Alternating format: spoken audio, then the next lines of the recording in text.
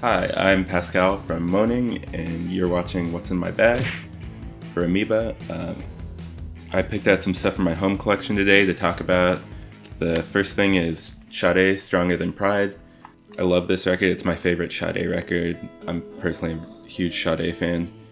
I think she's an incredible songwriter. I think the music is this kind of awesome combination of being super fun sometimes and then other times just being like really dark and kind of sparse, minimal ballads. Like this one, for example, has a couple on it, Haunt Me and I Never Thought I'd See the Day, are both these kind of really slow, emotional ballads that are actually two of my favorite songs on this record, just because of how much they're kind of a departure from the like typical pop songwriting that is present on a lot of this record and a lot of her other records. Next thing is Lonely as an Eyesore. It's a 4AD comp, I'm assuming from the mid to late 80s. This Mortal Coil, Throwing Muses, Dead Can Dance, Cockatoo Twins, Clan of Zymox. It's like a lot of really rad bands on this record. This actually has one of my favorite Cockatoo Twins tracks called Crushed on it. Elizabeth Fraser is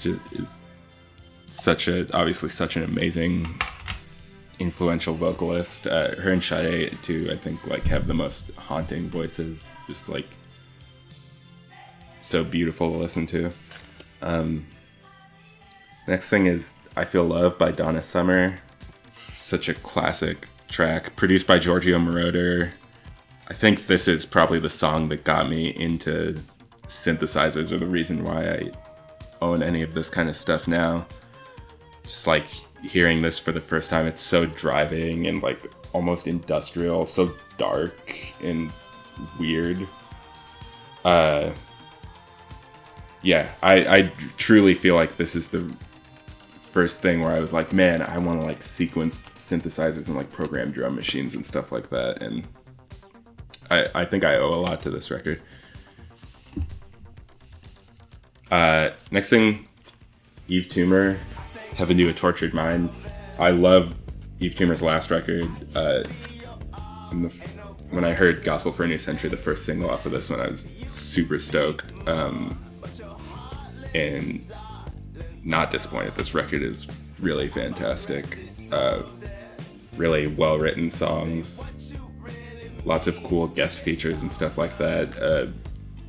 Just like the instrumentation is super interesting, and I think there's like a nice blend of kind of more organic traditional instrumentation and weirder kind of electronics and samples and stuff like that. I think it can be really difficult to blend that stuff so seamlessly, but this record does a really good job of that. And another thing I like about this record is like how meticulously credited everybody is. Like this is all credits on the back here. It's like if somebody played a keyboard on this, it seems like they're credited with what keyboard they played. And I kind of love stuff like that. That feels like super 70s to me. Which actually kind of brings me to the next record I want to talk about, which is Before and After Science by Brian Eno. The credits on his records always kind of feel like a little bit of an inside joke. Like people are really meticulously credited kind of in the same way, but then I don't know, people will just be credited with kind of silly stuff. My favorite for this one is quote jazz piano.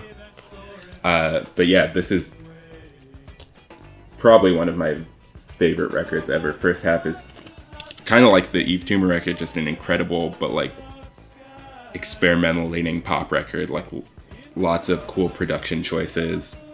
And then the second half of this record is just a equally amazing ambient record. Phil Collins plays drums on my favorite song on this record, No One Receiving. She just has some really rad snare fills. Phil Collins.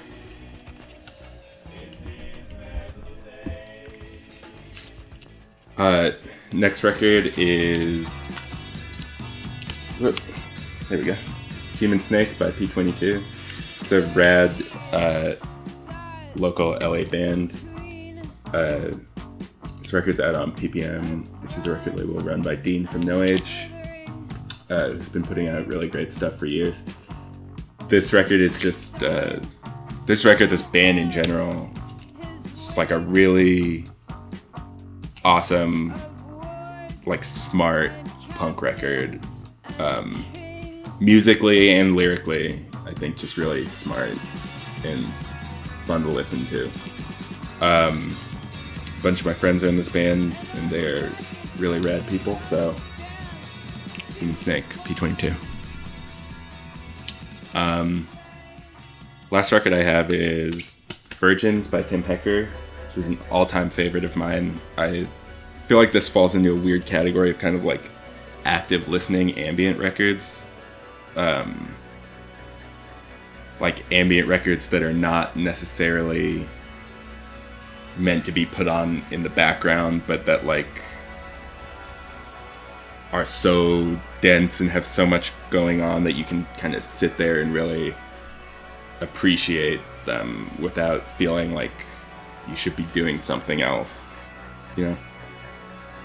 I've been listening to a lot of music like this recently. I don't really know why, but Tim Hecker, Finesse, One Tricks Point Never, that kind of stuff. Just feels nice to have something on that can kind of like transport you in a way. I think this kind of music is really good for that. This also has an amazing gatefold, really beautiful, which is like a big part of the reason why I personally buy physical records still. I'm not like a big stickler about fidelity or anything like that, or having to have everything be analog, but I do really love having like the big album art and all of the extra album art that comes with stuff and the credits, like on the Eve Tumor record. This one actually, the Eve Tumor record actually has a really amazing gatefold as well. I don't know if you're going to be able to see that properly, but it's got this amazing giant photograph. This whole thing is, the photography on it is beautiful. The front cover, the back, and then this giant gatefold. It's just like amazing. These are actually both really striking photographs. But yeah, you know, stay safe, take care of the people in your community. Try to donate to mutual aid organizations if you can. And that's it. Thanks for having me do this, Amoeba. Bye. Amoeba!